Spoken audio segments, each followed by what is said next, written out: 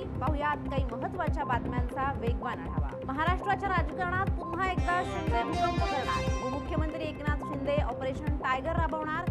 ठाकरेंच्या शिवसेनेचे 7 खासदार शिवसेनेचा धनुष्यबाण हाती घेणार। ऑपरेशन टायगर बाबत सर्वात मोठी बातमी, ठाकरेंच्या शिवसेनेचे 7 खासदार फुटणार।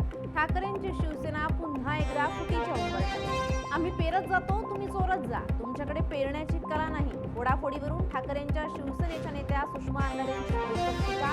फडणवीसांना रोखण्याची शिंदेंची ही चाल, अंधारेंचा गंभीर आरोप। पक्षाने सर्व काही दिलं, मग दगाफटका का? सत्तेसाठी पक्षत्याग, लोकशाहीला धक्का, जिंकवणाऱ्या पक्षाला सोडणं म्हणजे चारित्र्यावर प्रश्नचिन्ह। ठाकरेंच्या शिवसेनेच्या नेत्या प्रियंका चतुर्वेदींचा हल्लाबोल। हे ऑपरेशन गिधाड, सत्तेच्या हव्यासाला मर्यादाच राहिली नाही।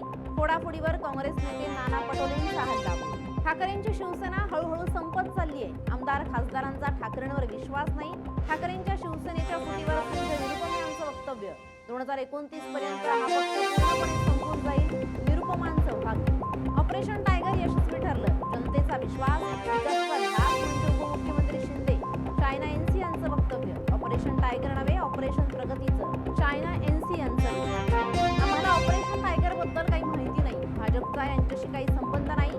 महसूल मंत्री चंद्रशेखर बावनकुळे यांचं स्पष्टीकरण। अपमानास्पद वागणुकीमुळे खासदार नाराज, 7 खासदार आणि 16 आमदार शिंदेंच्या संपर्कात। मंत्री प्रतापराव जाधवांची माहिती, ठाकरेंच्या शिवसेनेत राग आणि असंतोषाचं वातावरण। जाधव यांचं वक्तव्य, मी उद्धव ठाकरेंसोबत राहणार, मला शिंदेंकडून कोणाचाही संपर्क नाही। ठाकरेंचे खासदार राजाभाऊ वाजे यांची माहिती, संसदीय समितीच्या बैठकीला जातोय, वाजेंचं स्पष्टीकरण। या होत्या आताच्या राज्यातील घडामोडी आणि महत्त्वाच्या घडामोडींकडे असं